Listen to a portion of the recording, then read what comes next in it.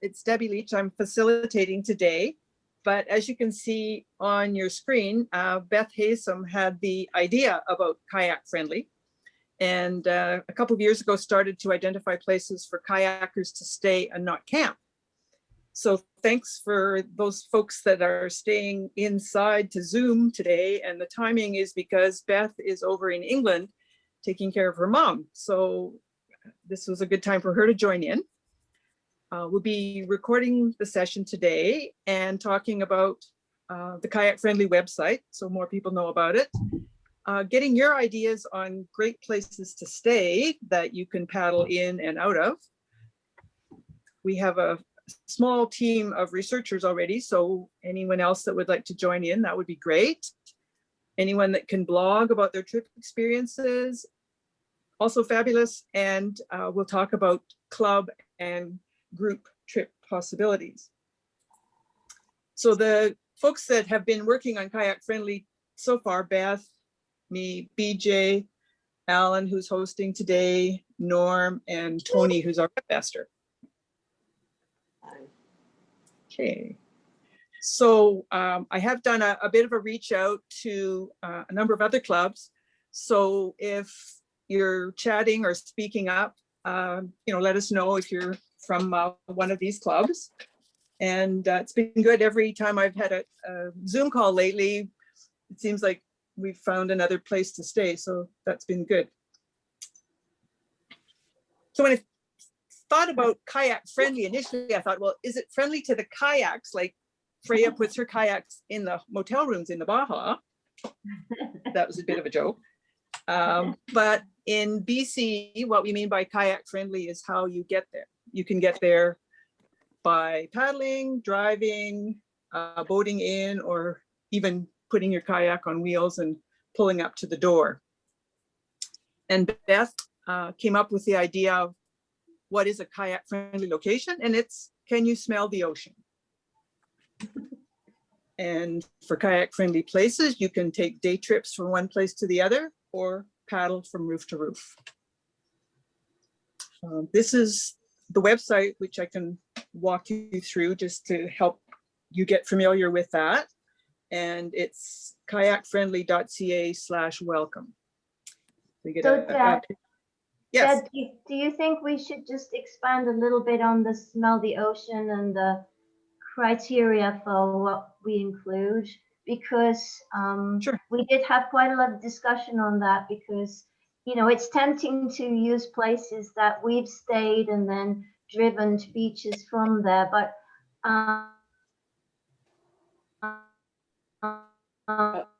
but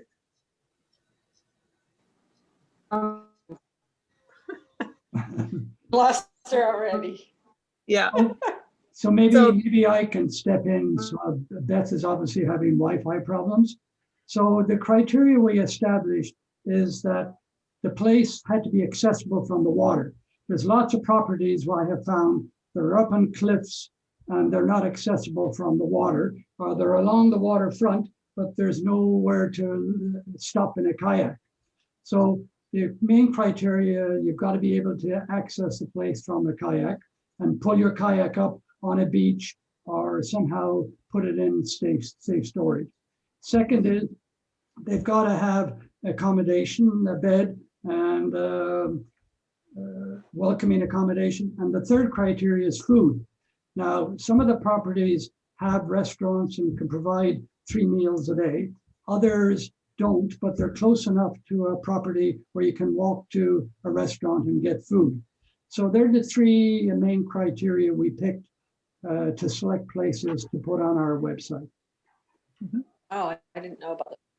Okay. I wonder if I could interject, because I had a question at some point about the cost. Were we trying to save people money? No. And Norm reassured me that that was not our intent. So the range of prices will be quite wide, and people will need to make their own decisions on that. Yeah, correct. Right. Good. So basically, the idea is to go kayaking around Vancouver Island and the Salish Sea in comfort and style. And as you can see, the website is a work in progress. So we'll just I'll just walk you through to see what what you do. We've obviously linked in with BC Marine Trails because we know that there's a great trails, and just that some people don't want to be tenting anymore. It gives us a good base there. And I'm And not sure if am I back? Am I? You're back. Yeah, thanks for picking that up, Norm. Yeah, I think BC Marine Trails are keen to have us connect to their site also. I think the difference that we should maybe make clear is they do make it possible to paddle from one trip of their campsites to the other, but that isn't the case for us. We've got areas where there are quite a few sites, and then we've got others where they're obviously more spaced out. But you know, we appreciate that we're on the same kind of intention, and that there are some people who may want to camp and then be kayak friendly and stay in a roof. So you can combine the two if you want. Thanks, Debbie. okay, good. So this is basically the map, which is a work in progress, and each pin shows a kayak friendly location. And if you click on one button, for example, the one here, this is what pops up on the left-hand side of your screen. So it mentions that this is Discovery Island Lodge. And for more information, you can click. And basically a PDF comes up that gives you the basic information. So how to find them on the website, by phone, by email, who did the research, are they okay with people paddling up, what kind of accommodation do they have, the prices, their accessibility, and the services. We'll expand on that a bit later. Maybe We have actually just changed, tweaked it a little bit, that PDF, because we figured that it would be really helpful for people to know the places that work well for groups. So if larger groups want to go from paddling clubs, then we've now changed the top. So the new PDFs, and they'll sort of happen by degrees, I guess, will have a flag on the top on the right-hand side if they're good for groups as well. Exactly. And then if you click further, you'll get more details from Google Maps. So this is where you find Discovery Island Lodge, for example, on the map. And at that point, I'd love to give a plug for Tony, because I didn't know he could do this, but he manages to find a little picture that goes with each of the locations. And I think that helps a lot to get an idea of the kind of place you're going to. And Tony's worked all kinds of magic to make that happen, but this one I particularly like. Great.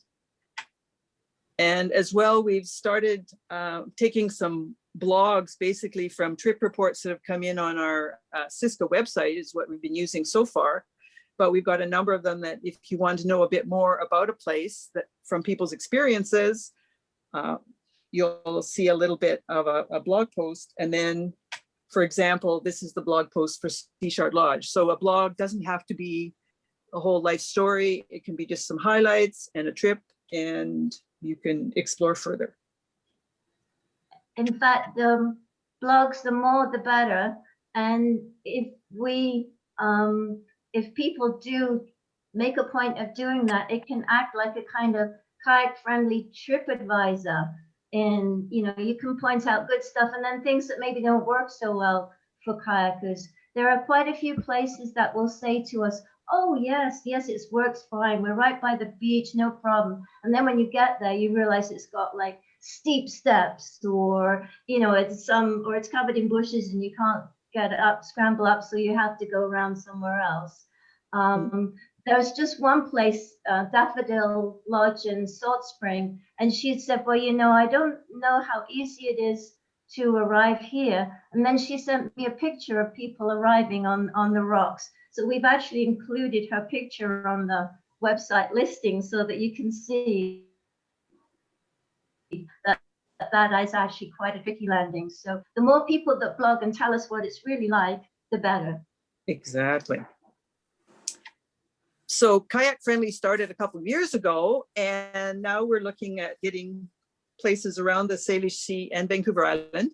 So today, what we want you to do is tell us about great places that you've seen to go glamping. And if you prefer, just do a bit of chatting on the side. If you know a place or would like to blog or research a location, you can let us know that way too. Norm will be trying to take notes, so we'll have the chat as a backup as well. So as Beth mentioned, we've done a little bit of an update to the questions and basically looking as well as how to find them. Does this work for larger groups? It's something that we've been basically sending out the form to people, and I think we found too that it helps to talk to them on the phone just to confirm things. So are they okay with people arriving by kayak or canoe? Finding out what kind of accommodation they have, the number of units, the cost, whether they're open all year or not, if there's a minimum or maximum night stay, what food is provided or what's nearby, what's the location on the water, whether there's a beach, dock, or pathway, a safe place for kayaks overnight, and other interesting things to do if people are having some time off on land, hiking, beaches, that kind of thing. So basically, this is the form that you saw on the website, is the PDF, and Beth and Tony work their magic and it becomes posted as a kayak friendly site. So what I thought we could do today is just sort of go around the region area by area, and the little pin indicates that something's kayak friendly or in progress. And then if I put a question mark, it's a possibility. So I'm interested to know if people say yes or no or maybe to those places. So let us know what places you know about around this area, and maybe we'll be able to have some club trips one day, post-COVID. Okay.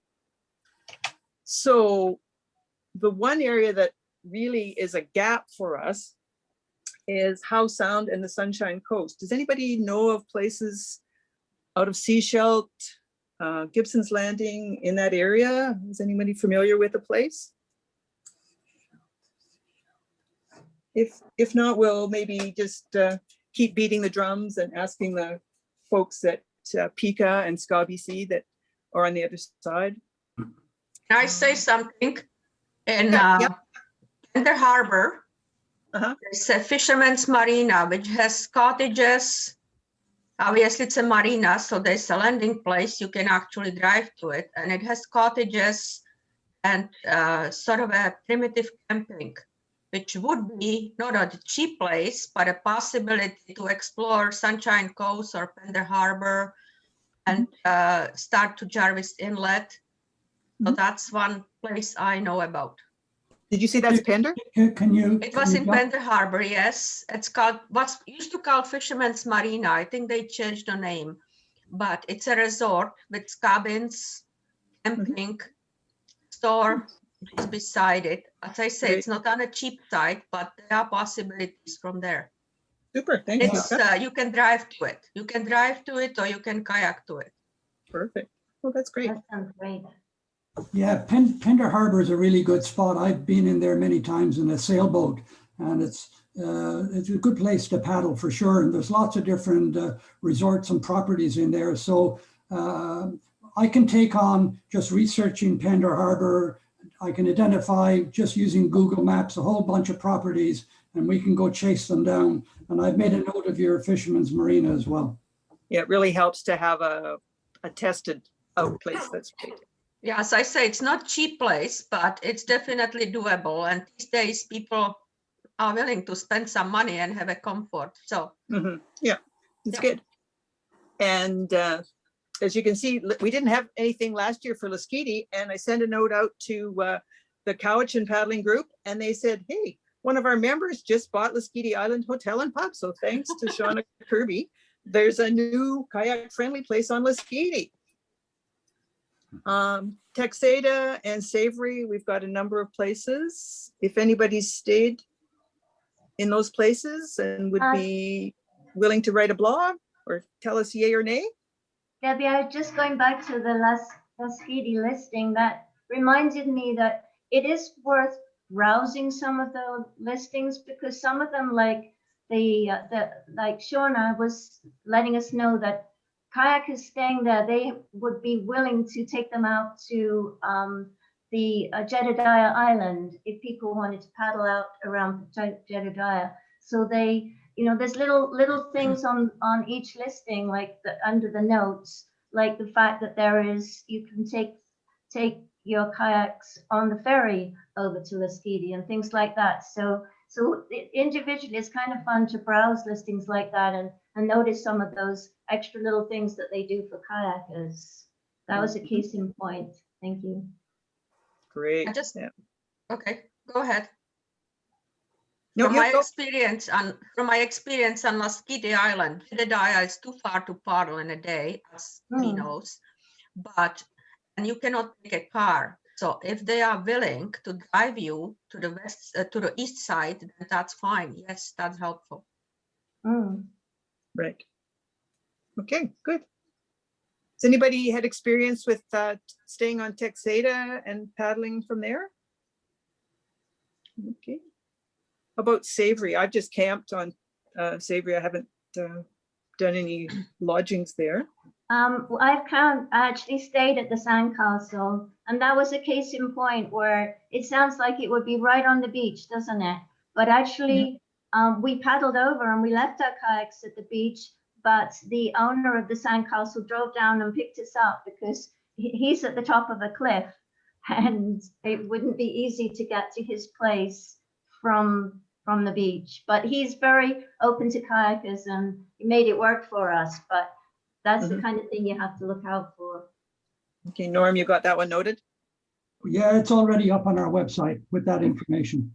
Okay, bad me not noticing. Okay, good. So Desolation Sound, this is another area that Norm just went off on Google Maps, checking things out.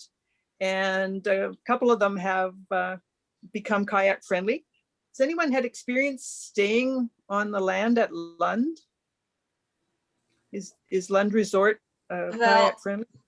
There's a hotel which was entire land was recently purchased by a native band. I don't know the name. So the hotel is there, it's accessible, but last time I've been there 2 years ago and it was not all that friendly. But yes, if you can stay at Lund, the hotel is one place to do it. Okay, Campsite, yeah. I've also stayed at the campsite camping, but what people often don't know is that as part of the campsite, they've got some cabins, and the cabins are lovely. They have outdoor kitchens, but they're just fine, and the access to the beach is perfect. So I think that would be a good one to include. Okay, great, super.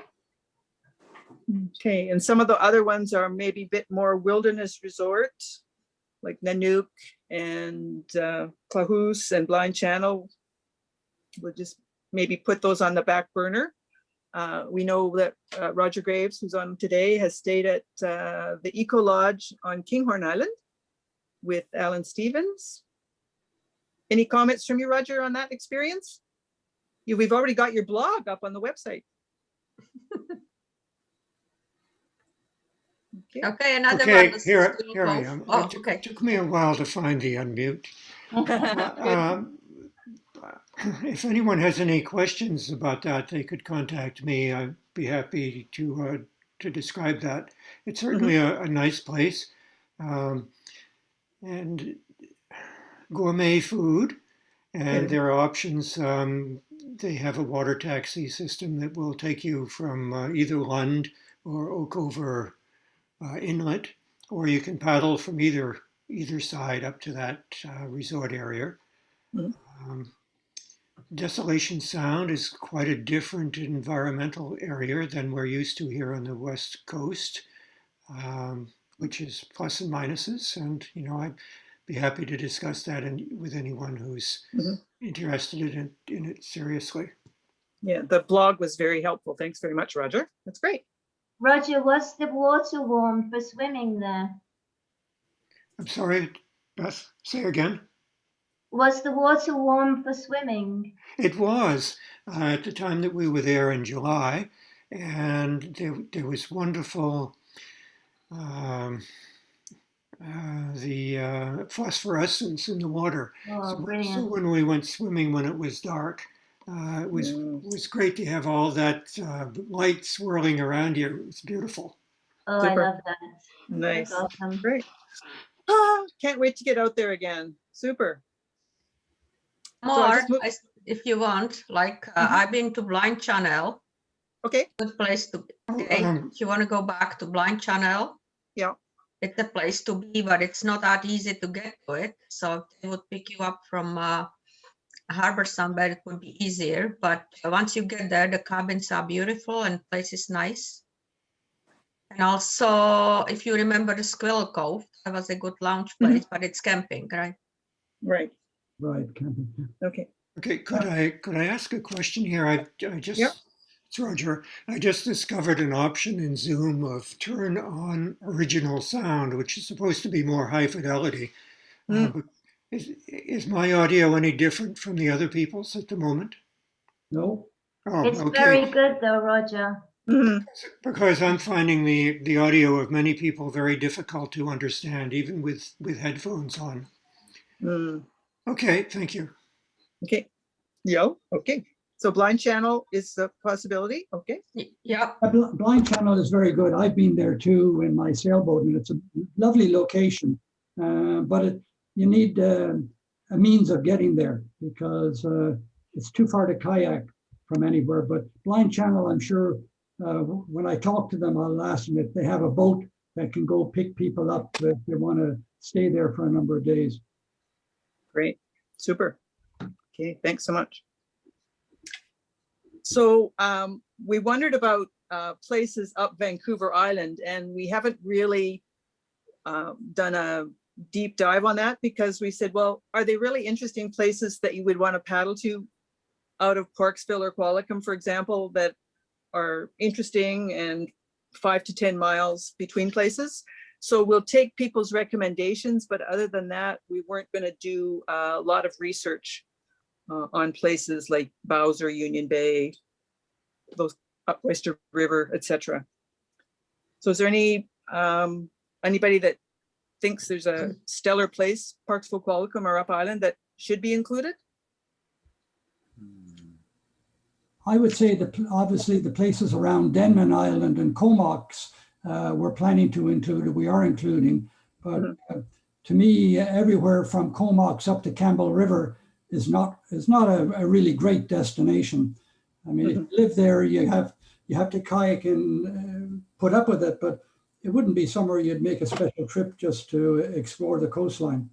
Yeah, okay, good point. I think we might be surprised. I think, you know, if some of the Comox paddlers, I'm not sure if any of them are on the call, but I think there could be some interesting little coves and places and little nooks and crannies that they will know about that there might be places, you know, that would have worked for staying that would be a good base to go and explore some of them. So, you know, Courtney, for example, you know, I haven't done a lot of paddling there, but there's some little kind of nooks and crannies and things that look good on the chart.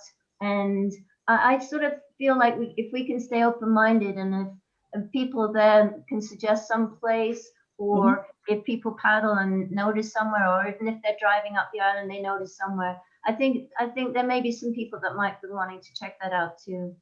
Okay. Yep, right on. I just want to say this is Mike Thompson from Comox Valley Paddle Clubs. Right. Our Hi, Mike. Wednesday night paddles, we cover quite a large area around the Courtney Comox waterways, and there's some interesting places like Beth said, and I also agree with the likes of Denman and Hornby. They are good places to paddle to, especially this time of year with the herring run about to start. Cool. And you know, you can get some interesting places from out of Denman and Hornby, and you know, further along the coast from sort of the ferry terminal up to Campbell River is not that inspiring, but it'd be worth looking into, and it's something we can do. Thank you. Brilliant. That This was is Jim awesome. from Comox as well. The estuary at Campbell River is a very enjoyable paddle. Mm. Mhm. I'm going to put that on my list. Okay, right on. Thank you. So this is just a icebreaker, and we really will stay in touch with all the clubs and the folks that have helped us today. That's great. I was going to say that I mean, I can't imagine Parksville being a destination place for kayakers, but there is a motel on the waterfront called the Edge Motel. It's adjacent to the beach club and right in the heart of town, really. But they've been around for a long, long time and have always been well regarded. They're year round. They don't have a restaurant, but there's certainly a lot in the area to choose from. And it's very, very easy access if you're familiar with, I mean, as long as you don't come in at low tide because Parksville Beach empties out. But, you know, that's one thing that comes to mind. And also you mentioned the Oyster River and places like that. Isn't there a place called the Pacific Playground up that way? And it's a combination of RV park and Yeah, there is. I don't know if they have cabins. I thought they did. Yeah, we've got that one identified, but we decided not to research it because we thought it isn't really, we didn't think it would be a notable destination for a kayak trip. Right.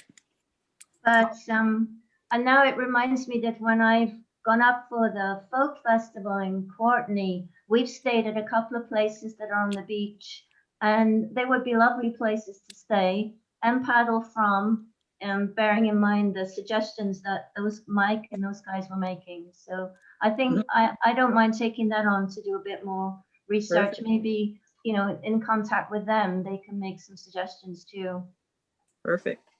Okay, great. I think we've got a good handle on the Discovery Islands, Cortez, Quadra, Reed, and Sonora. We haven't any blogs on these locations, so if people have stayed there or would like to give us some votes of confidence. That's good. Is there any- Yeah. Debbie, it's Mike again from Comox.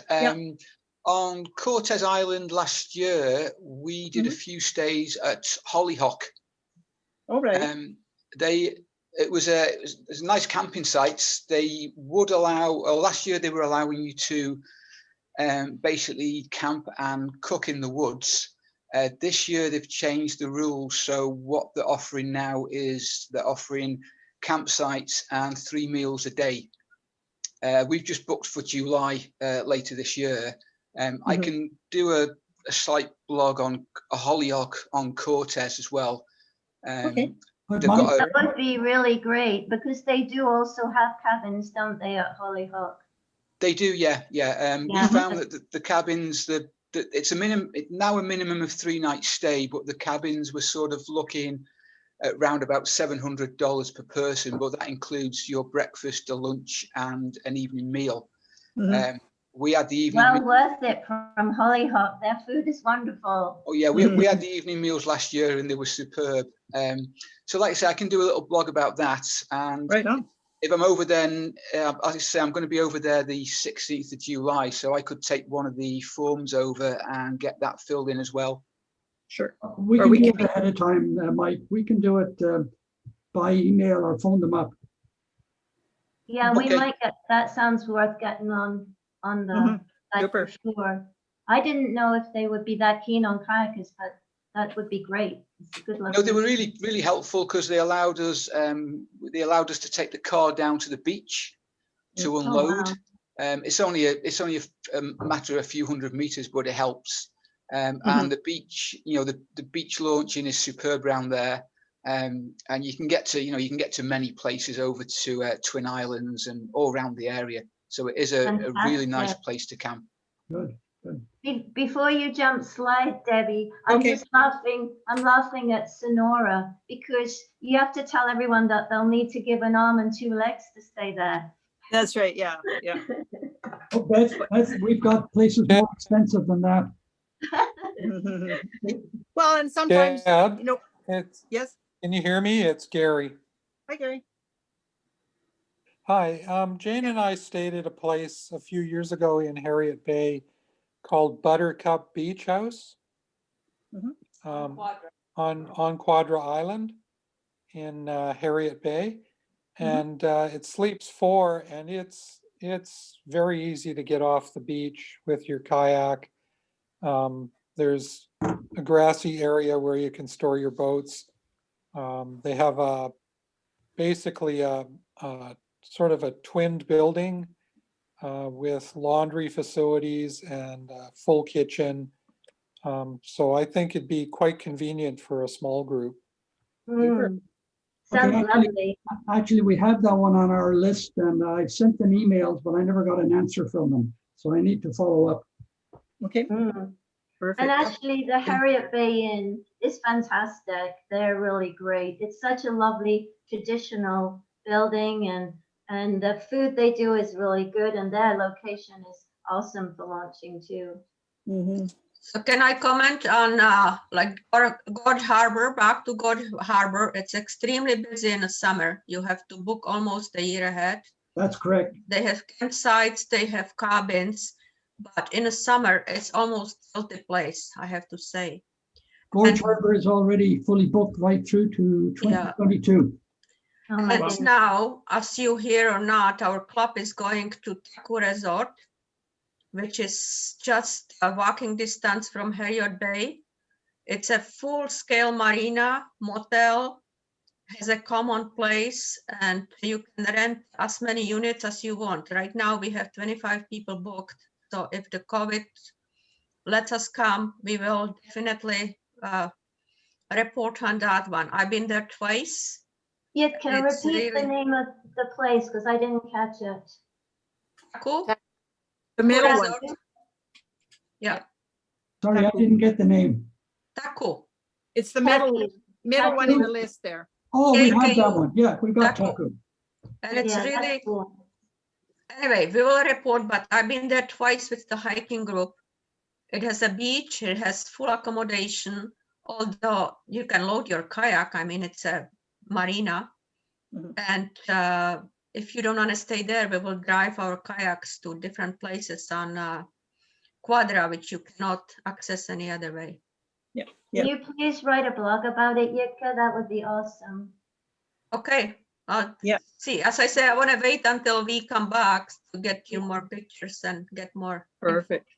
Yeah, but it's the beauty of networking. That's why Taku was on there, because Yitka and Pat were planning the trip for, is it June that you're going?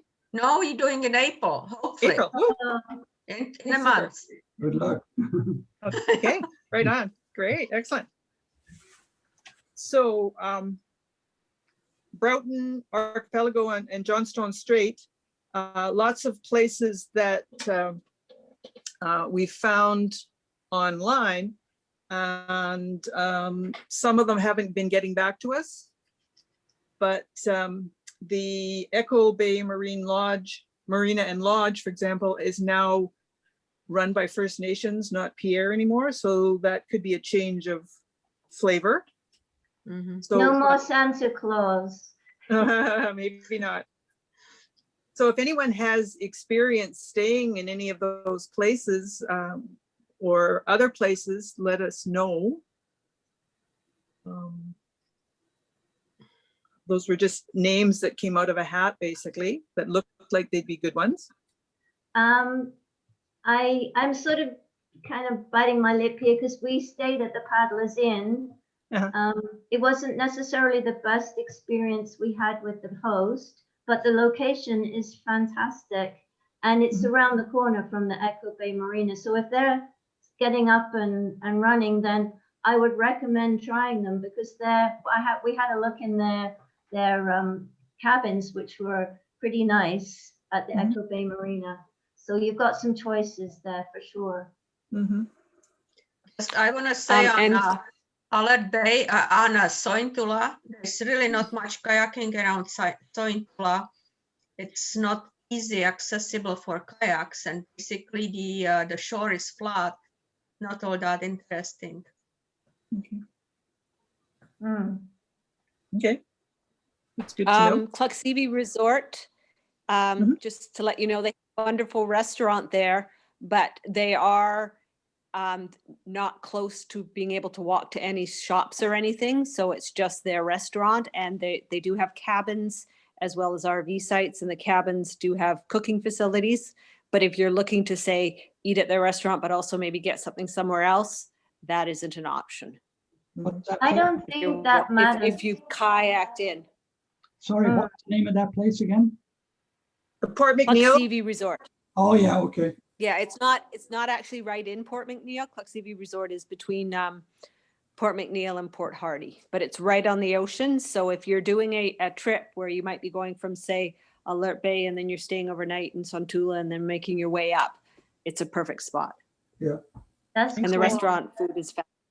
And I think that's the point of having the specific questionnaire that was working for kayakers, is that that's the kind of thing, if you know ahead of time that that's the situation, you can plan ahead and bring your own food in to cook, and that's totally fine. Yeah. Super. Good. Has anybody stayed on Cormorant Island or Telegraph? Okay, we'll keep beating the drums. Thank you. Places that are a little bit more remote, for example, Norm has uncovered, so I'm in touch with them, but those are probably going to be a little bit more high end, maybe not so close together. So we'll keep working on the Broughtons. For example, you can see Nimmo Bay is a fair ways up north of Broughton Island. But they were willing to be kayak friendly, so that's good. Some of these places have specific, intentions, like God's Pocket that's just popped up there now. That is really aimed to being a diving lodge, and they are happy to have kayakers when they don't have divers. So it's an interesting kind of deadlines that they have, because I think that diving is not so good in the summer and then gets better in the fall. So it's kind of the opposite there to other places that get busy in the summer and then have openings in the fall. But God's Pocket is another one that is expensive. So yeah. And they really weren't giving a discount for kayakers. They were charging basically the same prices as they would for a diving holiday, with all their boats and access that way. So Port Hardy was a tricky one, because in the town, there's some places that are across the road from the beach, and out at Scotia Bay, it looked like there was a bed and breakfast, but their website wasn't really operational, and I didn't hear back from Duval Point Lodge, but I guess we can still, keep trying to find if there's places that want to take in kayakers. But unless you can get over to God's Pocket, it's probably not a high priority area, because you just use it as a jumping off spot to take the ferry, really, or to kayak and camp. That's there. Debbie, we stayed at the hostel there. I forget what it's called now. The North Coast Trail, but it's not on the water. And you can't really. No, but no, it's a place to stay. To launch from there. Yeah, so Pierside landing looks like it's it could be a possibility, but it's a hotel, yes, so I'll have to follow up with them as well. Okay. Yep. Sort of going around Cape Scott and down the west side, we have experience staying at KO Resort in Quatsino. That's easy to get to out of Cole Harbor.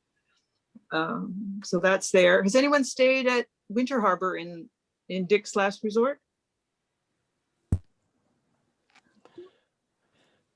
Okay.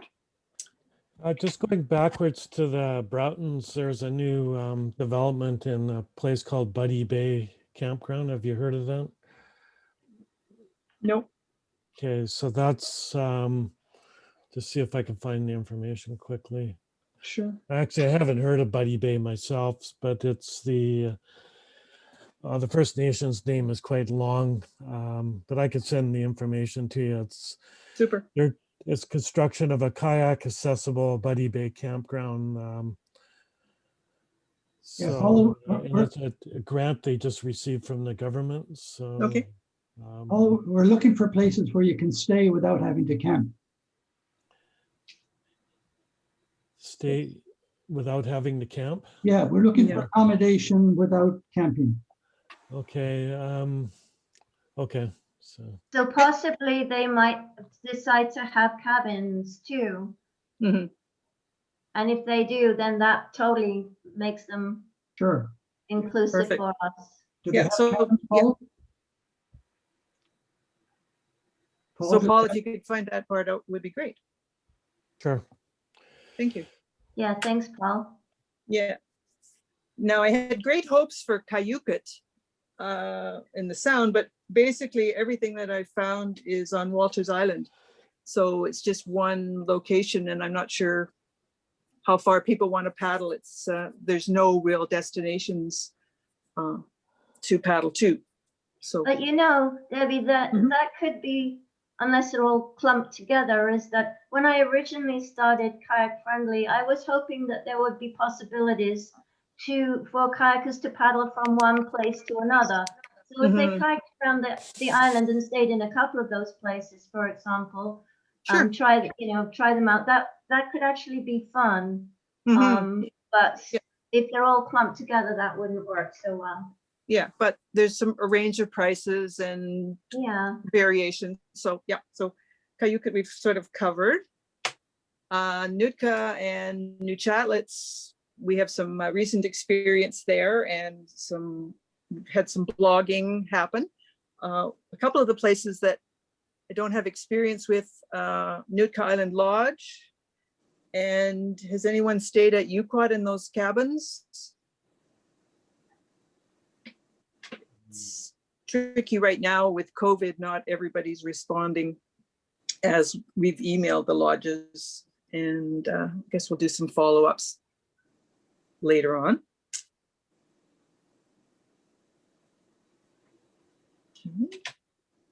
And Barkley Sound, Norm's the expert on Sea Shark Lodge, and thinking that there might be some places to visit out of Bamfield, and Ethan's Landing is a place that seems to have a variety of accommodation. And Ucluelet, I've been given a couple of names, but haven't got any details from people's experiences yet. Debbie, I've stayed in Water's Edge Suites and I've kayaked out of there. Oh, right. So it's definitely a perfect place to paddle out of, and the inlet there is lovely, and you can also go around the corner and you're out into Barkley Sound, and you can do all of that in a day. So Water's Edge is good. Okay, nice. And at our Siska meeting, one of the guys actually last month was staying in the barrels at GPO Charters in Ucluelet. So I have to get a Can you hold of. explain the barrels? Are these wine barrels, Debbie? No, they're bigger. They're almost, I think it was started by a guy that had made hot tub barrels. So they're probably 10 feet in diameter, 8 to 10 feet. And I don't know, maybe 12, 15 feet long. And the end is a big circle of glass. Oh, wow. Yeah, so there seem to be some at Ucluelet as well as in Pachidat campground in Port Renfrew. And I think we saw some, as we've been paddling on Cortez, there was a house that had one of those. Yeah, so they're sort of interesting. Yeah, and I've stayed at Terrace Beach Resort, which is fabulous for groups. If you get a large unit, especially off season, we packed 6 people into a unit that cost under $200. So it was Where is that, Jean? Terrace Beach Resort in Ucluelet. Okay. And it is on the the west side, but there's a protected beach one can launch from below the accommodations. Super. It's a lovely place for groups. That sounds awesome. Or for individuals that, or couples as well. They have quite a range in size of units. Mhm. And you can even get one with a deck and a hot tub. Right. Count me Nice. in. Okay, super. Good. So we're going around. Thank you for that. And then in Clayoquot, there should be more, I should have more places to reference here. Jane sent me the Strawberry Island Charters, which is basically in Tofino Harbor, a little island. Tofino Hostel looks like it could be kayak friendly. Anybody paddled out of there? I've stayed in Tofino, just in a Airbnb, and they've actually got what they call a kayak launch right down on that sort of lower part of the town, and it is kind of it's fun. Even if you're just just staying there, you can just paddle out around some of the little islands around. It's actually a brilliant place to paddle. Yeah, for sure. I'm not sure where the hostel is, how close that It's would be. at Whale Point, basically. Okay. At the, if you know where the kayak launch is? Yeah. And down by the government dock, it's over to your left-hand side as you're facing the water. That would be great. Great to include that one. And then Alan said that the guys were paddling around down the coast last couple years ago, went into the Lone Cone Hostel and got a water taxi into Tofino from there. So that looked like a possibility on Mears Island. And I don't know if Vargas Island Inn is still operational. Does anybody have any intel on that? I thought it wasn't. Okay. Too bad.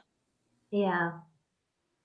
And Cougarani's Garden, I was in touch with Peter Buckland, and he said because the whole Heskett Peninsula is shut down due to COVID, no news at the moment. So I'll get back to him maybe a little bit later. Yeah, because we only stayed in the rustic cabins, not the nice cabins. So it'd be interesting to find out if anybody's done that. So keep networking and asking questions.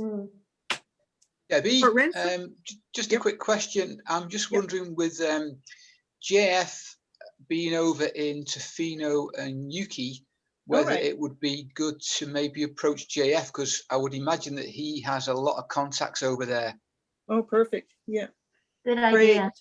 Yeah, I contacted Gary Allen, but he's really off the grid, so he might not get into Ucluelet that often. So that's a good point. Thank you for that. And Justine probably, talk to the wife. It's always a good idea too. Oh, was that sexist? Yes. Anyway, Port Renfrew. Alan reckoned that they'd had some experience at Big Fish Lodge with his catfish group, so might have to ask them about a blog for that. And he also found these sleeping barrels that are at the Apache Duck Campground. I don't know if I've got. There's a picture to show you the barrels. Maybe not. Okay. So anybody had experience staying in those places? Okay. Sleeping barrels it's sort of like glamping, but you do sort of have a roof. It's sort of that gray area between camping and real comfort, I guess. Well, you wanted a roof over your head and not sleeping on the ground. Okay. There's a choice. Big Fish Lodge, you don't want to. Okay. And then circling around to Victoria, people that are out in, the waterfront areas that know places to stay. Obviously Brentwood Bay Resort by the ferry terminal. the Mill Bay Ferry is kayak friendly. And just because we had networking, we found about, is it Bazan Bay Beach House on Lochside? So Yeah. it gives us an option for getting over to the islands. And I have to say, you know, this is an area, Victoria and the Capital Regional District, we really have neglected until now because, you know, we're sort of Siska based and these are our local paddles and we don't need to stay anywhere. But we realize that, you know, if this is going to be a robust website, there's going to be people who want to come and paddle this area that will need good places to stay that are kayak friendly. So we've taken that on, and we've got someone that's BJ actually who's taken that on, but probably could use some help if anyone's interested in locating places that would be good to stay. I was actually thinking like Vic's done some work with the Gorge and that group that maybe people might like to do the Gorge Loop. So knowing some places that they could stay to make it accessible to the Gorge to do the loop would actually be kind of fun. So some things like that we can look into for sure. I just wanted to say, because I'm the person that has sort of going to take this under my wing, I haven't really made a start of it at all. My thinking is to have some places which are right downtown so that people can actually explore. They could even have a bit of a nightlife and explore Victoria proper. And one of them is the Inn at Laurel Point, which is right on the water. And there may be others which are a little cheaper. But anybody, I think is my email address on the website for people to get in touch specifically? No, but they can, Beth and I will forward it to you. Okay, sure. Yeah. Okay, thanks. Yeah, the lodge at Weirs Beach, we know that a couple of the guys from Victoria stayed there, and it's just changed ownership. So we're hoping that the lodge at Weirs Beach will be available again. This is Jane, BJ. One of the things is Fisherman's Wharf. I know that some of the float homes are Airbnbs, or they were, and you can paddle right up to your door. So that's something to keep in mind. And then there's the whole food section on the Fisherman's Wharf as well. Yeah, You could probably pick Ellen's brain about that. oh, right, good point. Yeah, the tricky thing is we'd like to have a phone number, and sometimes the Airbnb route doesn't give you a phone number, so it's kind of nice to be able to talk to a real person. But that's just my preference. Jean, you mentioned Ellen Wood, is it? Yeah. Yeah. She lives there. Yeah, good point. Now, I know when I was in touch with Pika that Kathy might have some places. Kathy, do you have any new places to add? Not around Victoria, no. Sorry, but from anywhere that around the circuit, did you have some places that you wanted to recommend?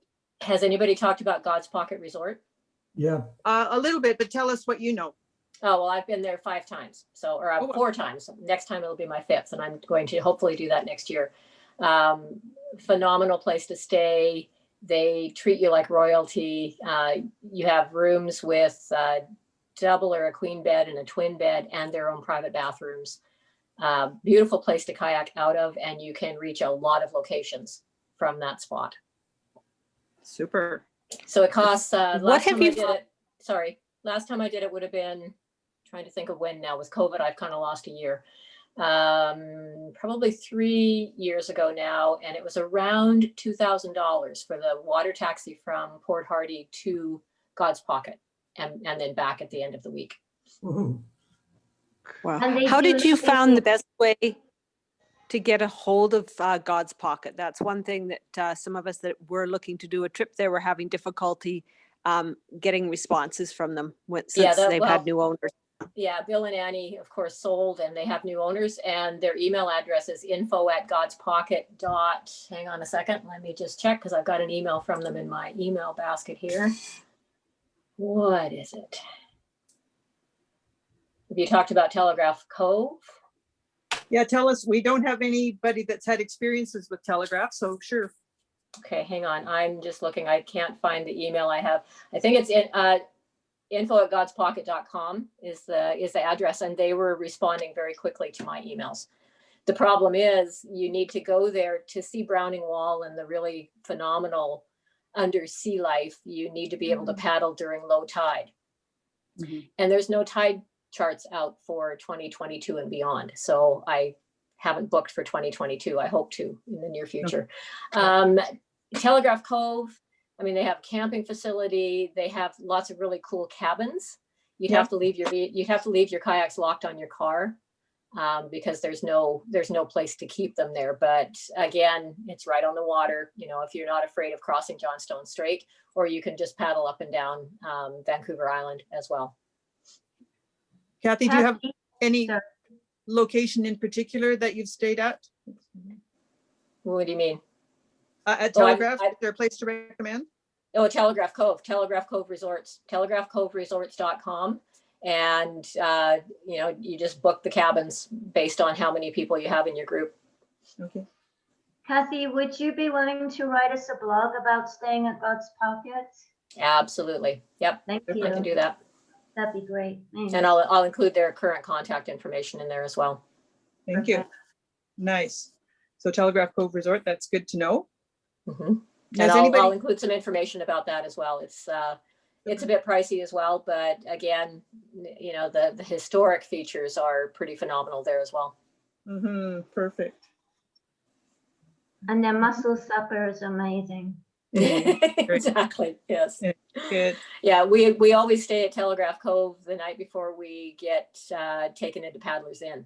We're doing Paddler's Inn this August. It was put off from last year, so we're going to do it this year. Okay. And that's a Pika trip? It's a Pika trip, yeah. Perfect. Nice. Okay, super. Anything else to add, or can I just those three? Yeah, I saw that you have on Quadra, you've got Discovery Island Lodge on there, and that was the only other one that I have experience with. Yeah. Okay, perfect. Now, is there anyone else that joined in and would like to mention a place that we maybe zoomed past?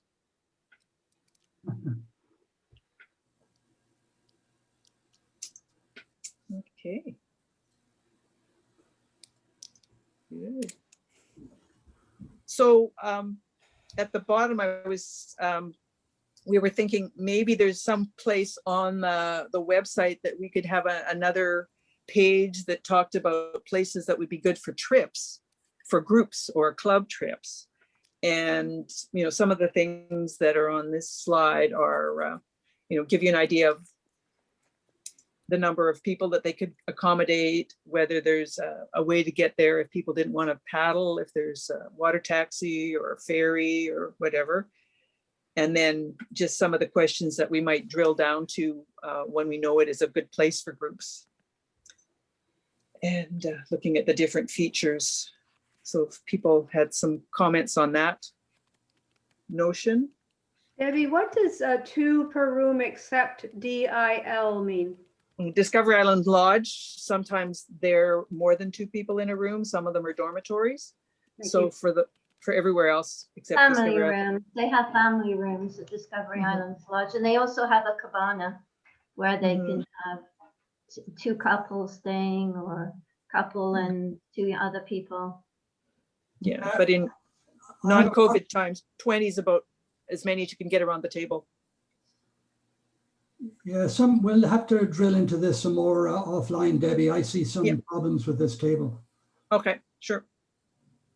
But I like the idea of having it, because while we flag it on our descriptions for each place, it means people have to troll around looking. But if you've got them flagged in a location where they can look at them, say, well, that would be good, and then go back to the map and see where they are and if they would work on other reasons, I think that's excellent. We should ask if there are any other questions on the table that people would like to know. Not necessarily this table, but the kitchen table. Not about this table, but one site I didn't see for kayak camping at all was Gabriola Island. Just wondering why that wasn't included. None of the Gulf Islands were, because that's where they started in 2019. So, but we figured that the Gulf Islands were pretty well covered. But certainly, if you have a place that you want to that's, if you look on the map and your place is not on, the pin is not there for Gabriola, certainly let us know. Yeah, thanks for raising that because I think we still appreciate more input. Like the thing about Kayak Friendly, it's a work in progress, and places open and they close, and then other places pop up. And if someone's visited somewhere and finds something, they might be the only person to know about it. So as Debbie said, networking is the way to go. And this is everybody's site. I mean, there's this small group of us that set it up, but everybody can use it and improve it. And so by all means, in more ideas for Pendam, Maine, and the other Gulf Islands would be excellent. And what we've done when Norm and I started, we took responsibility for specific islands. And people can do that if there is an island that they particularly would like to explore more, and even if it is one of the Southern Gulf Islands, and they're willing to take it on and then fill in some of our gaps, that would be fantastic. And then they, in terms of responsibility, they would be flagging the places and then connecting to the owners if they were willing to do that, and then just checking to make sure that they were still operational. So it's not a big job, but it's a fun job. Yeah, that's great. Yeah. And so if anybody wants to do that, if anyone says, I'm really interested in exploring Hornby and Denman, well, we've got a few places, but they're probably a lot small. So, they could take it on and really kind of fill in some of the gaps and have fun doing it. So, so feel free to do that. Do you want a link from the BC Marine Trails site? No. It's up there. Yep. I think we have. We've got you linked. No, not a link on your site. A link from BC Marine Trails to Kayak Friendly. That'd be sweet. Yeah. Yes, please. Up to now, we weren't robust enough, but in the last while, thanks to Debbie, who's a dynamo, and I don't know how she fits it in with all the biking and all the other things she does, and Norm, who is actually the catalyst that got this going in the first place.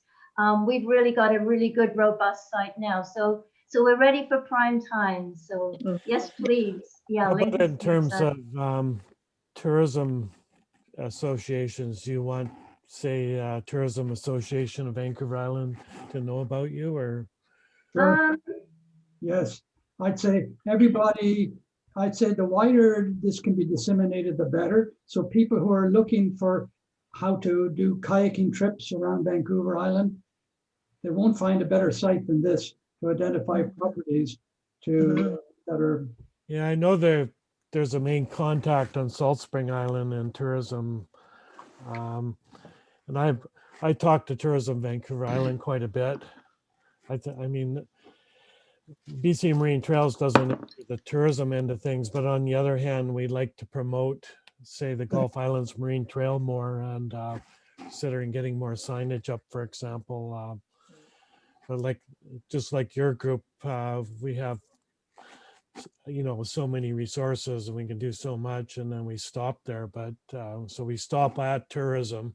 It's not really our thing. But on the other hand, for safe BC Marine Trails, it's nice to have this as a complement, especially like on the Sunshine Coast. Like the area is so private. There's no crown land pieces at all. Like we've virtually gone all the way up there, crown piece by crown piece, to see what's available for camping. So like the Sailor Sea Marine Trail, for example, it's hard to complete it from a safe perspective, but we have mentioned accommodations at times to help complete it. So, and quite frankly, there's the whole concept of a marine trail is almost a misnomer. Like, people just basically kayak whatever direction they want to go. There's very few marine trails in the world that are actual routes. But so you stay in a place and you might do part of a trail or part of a route. I just had a very interesting meeting with the Main Island Trail Association there on the east coast of the United States. Mm. but they've got 240 sites. But the federal government, U.S. federal government, has special insurance and special laws for private places. So the kayakers and small boaters can go out and clean up the private places, and they're all covered by insurance. It's quite a different scenario than we got on the West Coast here, but it's quite That's interesting. Yeah. Super. Well, that's great, because I think that's something that was going to be our next step, was to market this once we've got a pretty good solid base of kayak friendly. Is how do we share that around? I think the BC Marine Trails, Gina contacted me and said this could be an opportunity, sort of a cross club opportunity for people to pitch in. That's right. Yeah. So we'll just keep sharing, because not everybody's sitting at home this morning. Yeah. But thank you to those that came on. We Yeah, really appreciate it. I thank think we got some good feedback, which is fantastic. And we've got some homework to do and some networking, and really appreciate everyone that was able to come on and share information. Thank you so much. And I want to say a special thank you to all of you for putting up with it being at 11 o'clock in the morning, so that it was at a reasonable time for me to hook on from the UK. But also a really big thank you to Debbie, because she's really been putting in a lot of energy and driving this, and she's been dynamic, and Norm too in the last what we were putting all this together. So Debbie, thanks a million for doing Well, it. super. Yeah. And so people can contact Beth or me with any places that come to mind. If you're interested in blogging or have an opportunity to do some research, that would be great too. Yeah, if And, you want to take on an island, we'll be excited to hear. super. Thanks so much. Okay. Thank you. Before you go, folks, I think Tony needs to get some recognition here, because all right. we've done would have been useless without that fantastic website that Tony has created and linking everything to a map. Yeah. Yeah, you're welcome, guys. Absolutely. Yeah, Yeah, you're super. welcome. Okay. Super. Did someone see I put a thumb up there? Okay. Fun. Lovely. I see you all. Thank you for coming. Okay, super. Thanks, Thanks so Beth. much. Lovely to see you guys. Thank you. Bye Right for on. Let now. you know about Taku. Super. Okay, Excellent. brilliant. Thank you. Okay. Awesome. Bye, Debbie. Okay. Bye-bye. Thank you all. Great job. Okay. All right, on. Super. So Beth, are we meeting tomorrow? Yeah, what time did we say?